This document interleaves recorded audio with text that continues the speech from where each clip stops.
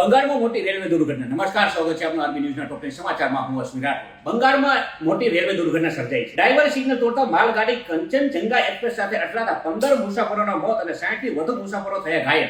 Railway મંત્રીએ 10-10 લાખ રૂપિયાની સહાયની કરી જાહેરાત. દેશભરમાં આજે ધામધૂમથી બકરી ઈદની ઉજવણી. પીએમ મોદી અને રાષ્ટ્રપતિએ પાઠવી શુભેચ્છા. સાઉદી અરેબિયામાં 47 ડિગ્રી તાપમાન પહોંચતા 4 થી વધુ હજયાત્રીઓના મોત અને 2700 થી વધુ હજયાત્રીઓની તબિયત બગડી. સિક્કિમમાં ભારે વરસાદ અને ભૂસ્ખલનને મચાવી તબાહી. 1500 થી વધુ પ્રવાસીઓ ફસાયા, જેમાં ગુજરાતના 30 થી વધુ પ્રવાસીઓ સહી સલામત. રાજ્ય સરકાર સતત કોન્ટેક્ટમાં. પાવાગઢ ખાતે જૈન સમાજની 500 વર્ષ જૂની મૂર્તિઓ તૂટતા જૈન સમાજમાં ભારે આક્રોશ. સુરત ખાતે કલેક્ટર કચેરી બહાર 93 વર્ષીય આચાર્ય કુલચંદ્ર સુરી મહારાજ પણ વિરોધમાં જોડાયા.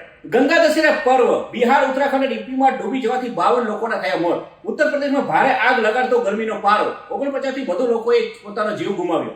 નીટમાં 2 જગ્યાએ થઈ ગડબડ. જે પણ લોકો આમાં સામેલ હશે તેને છોડવામાં નહીં આવે. શિક્ષણ મંત્રી ધર્મેન્દ્ર પ્રધાન. રાજ્યમાં વધુ 4 આઈએએસ અધિકારી કેન્દ્રમાં જોઈન્ટ સેક્રેટરી તરીકે પેનલમાં નિમાયા. તારીખ 18 થી 21 અમરેલી, જૂનાગઢ, ગીર અને સુરત સહિતના વિસ્તારોમાં હળવો વરસાદ પડશે, હવામાન વિભાગ.